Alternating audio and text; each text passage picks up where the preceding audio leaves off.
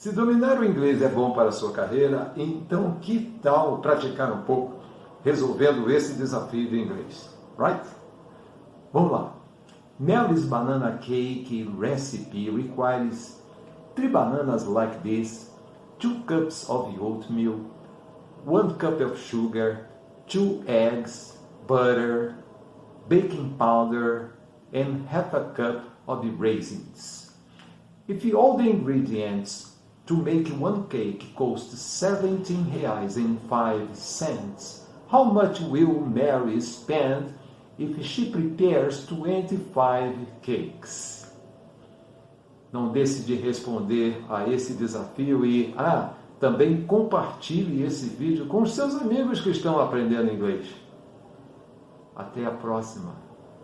See you.